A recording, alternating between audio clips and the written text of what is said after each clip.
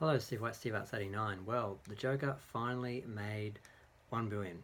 Now, this is not a surprise, we all knew it was coming, but it's been a fairly slow, just waiting and watching and waiting for the box office to get there. Now, it was up to 996.5 million, and it was really just a matter of that 4.5 million just to get it over the line. And I was sitting and waiting, and a lot of people have been sitting and waiting, and there's been a lot of articles talking about it hitting a billion already. Some of them are a bit premature, but like I said, we all knew it was coming. We all knew it was getting there.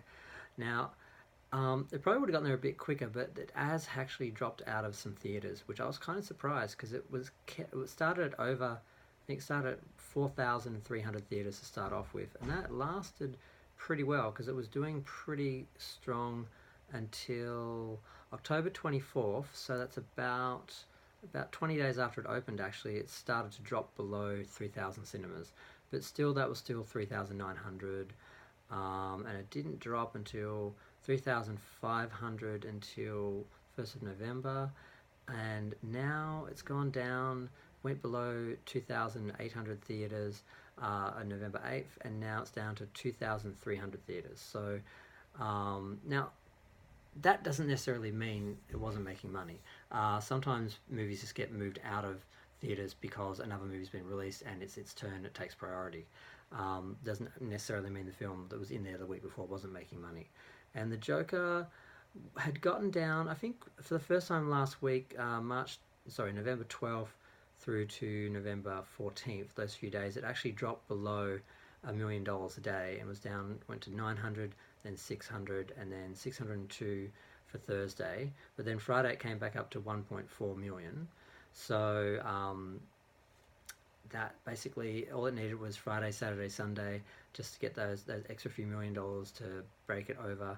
And I'm kind of proud of it because it's a great film. It's not a big blockbuster full of explosions and car chases and superheroes, and it's a character piece. It's a serious film about issues and problems and things that this character faces, and it's really important for Hollywood to see that real films about character-driven, serious, dark films can be taken seriously and can be enjoyed by people and found entertaining. It doesn't all have to be big blockbuster popcorn movies. Now, I like them as well. I love them. I go and see them all. But I want to see real films as well, not just the blockbuster stuff. So I'm really happy it got there. We knew it would, although at first no one, I don't think, thought it would have gotten there. Now, so far as other films that it's beaten, it has beaten Man of Steel, Wonder Woman, Justice League, Batman, Superman, and those are conventional superhero movies. And it's also beaten Deadpool, Hellboy, Logan. All those films were superhero movies, but they were R-rated because this isn't just. It's not just that it's the most it's the most successful R-rated film, not just superhero film, but film, and it's going to be soon going to be one of the most profitable films ever made.